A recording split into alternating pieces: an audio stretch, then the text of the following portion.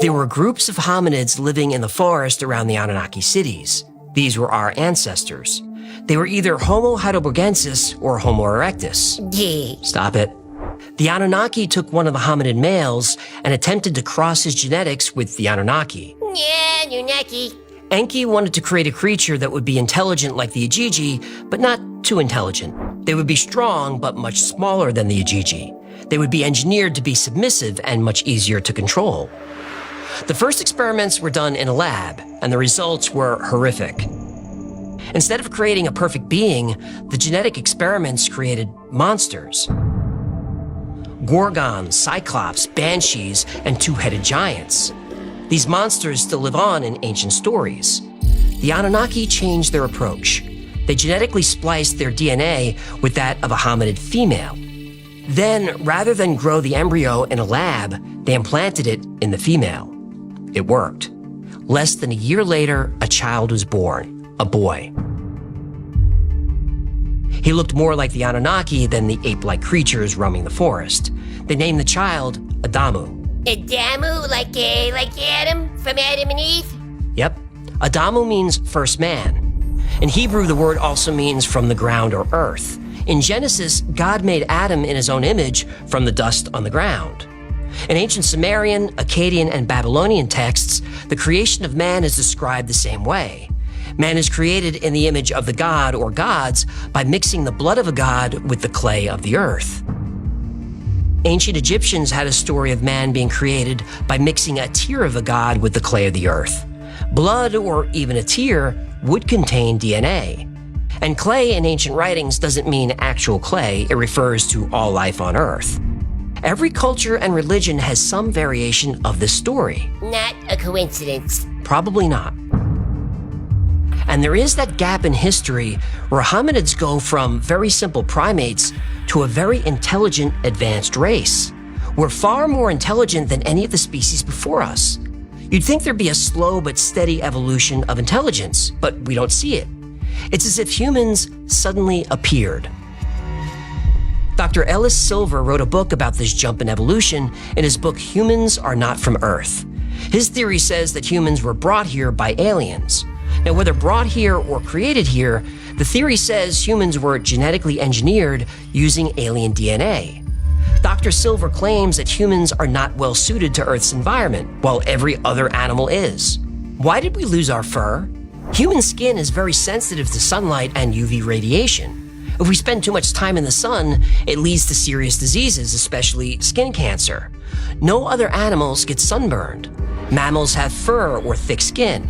Fish scales, even birds' feathers, all offer protection from the sun. Sure, pigs, elephants, and even reptiles can get burned, but they protect themselves by rolling around in mud or changing their skin. Now we have sunblock, but what did humans do to protect their skin 100,000 years ago? Also, humans are more susceptible to illness, disease, and birth disorders than other animals. I have 2 cats. I've had cats for years. I can't remember them ever getting sick. Buddy eventually got sick, but then he died. For 14 years, he never had so much as a cold. Now, I know cats, dogs, and animals do get sick, but not at the rate humans do. Dr. Silver mentions that humans tend to crave food that's bad for us. Salt, sugar, fat, carbs. We're surrounded by vegetables, nuts, and fruit, but most people would rather have a cheeseburger, fries, and a milkshake. I know I would.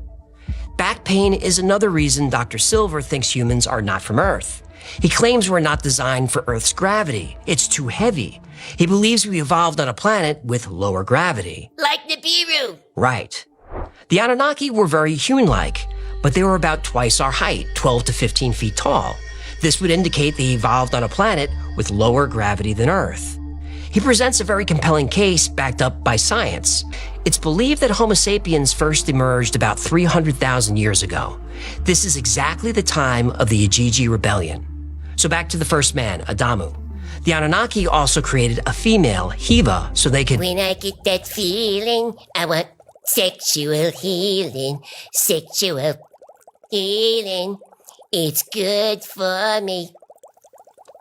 Continue. The Anunnaki needed humans to procreate on their own, and they did, often. The Anunnaki guided this new race for a few hundred years. The population grew to thousands. The Anunnaki taught the new humans all the skills they needed to maintain the city, build homes, plant and harvest crops.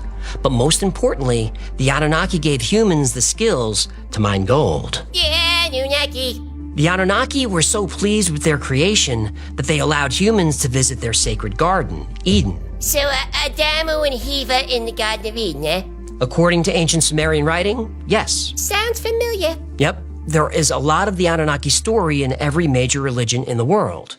But now we run into a problem.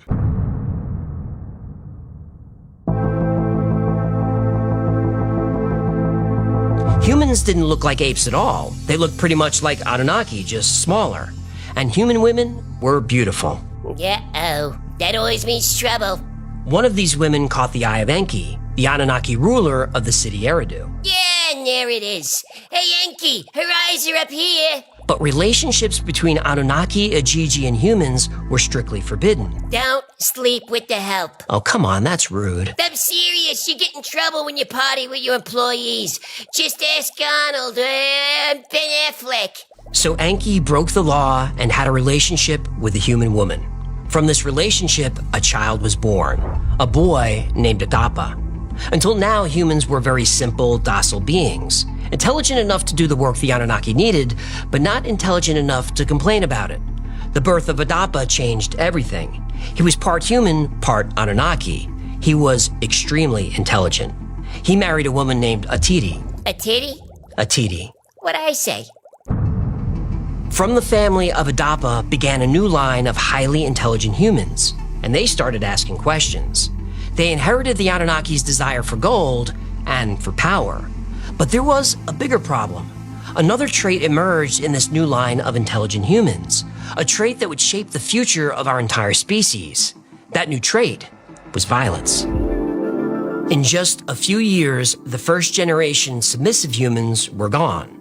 Some were murdered, but most just died out. The new humans had no interest in mating with them, but they still were interested in mating. Get up, get up, get up, get up. Let's make love tonight.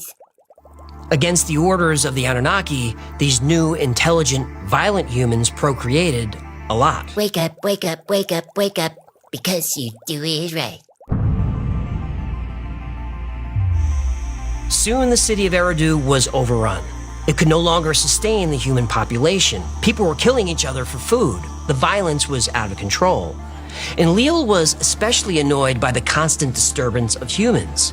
He decided to lessen the population by sending a series of plagues. First drought, then pestilence, and then famine. After each of these plagues, the humans appealed to the god who made them, Enki. He helped ease their suffering and return the earth to its natural state. By now, the Anunnaki had enough gold to heal their planet, and the humans had become a nuisance. The Anunnaki cast them out of Eden and out of Eridu, and from there the human race spread around the world. But not all humans left. Some stayed and had relationships with several Anunnaki. The children born of these relationships were extremely powerful demigods. Legendary figures like Gilgamesh, Samson, Hercules, and Perseus were the offspring of Anunnaki human unions. But some humans had relationships with the Igigi. These unions did not produce heroes. They produced monsters. These offspring were a race of giants called the Nephilim. They were cruel and brutal. They tormented and tortured humans, and in many cases, they ate them. Nephilim episode link below. Meanwhile, mankind flourished. Human settlements became cities, and cities became empires. Humans conquered all four corners of the earth. It was a prosperous, if not decadent time. But the human race didn't know their world was about to change, drastically. It first appeared in the night sky like any other star, but as the weeks passed, the object grew brighter and larger.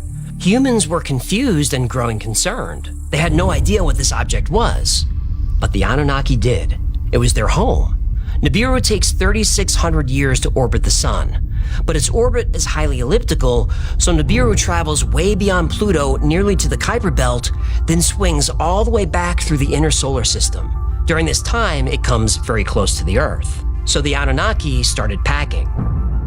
They had enough gold to heal their atmosphere. There was no reason to stay on Earth anymore. Besides, when Nibiru got close to the Earth, they did not want to be on the surface. No, this sounds ominous. Oh yeah, it's gonna be bad. How bad? Well, imagine every disaster movie you've ever seen rolled into one cataclysmic event. Okay, that's bad. It's actually way worse. Yeah, but what about the humans? Oh, after Nibiru passes by the Earth, there won't be any humans left. Oh no.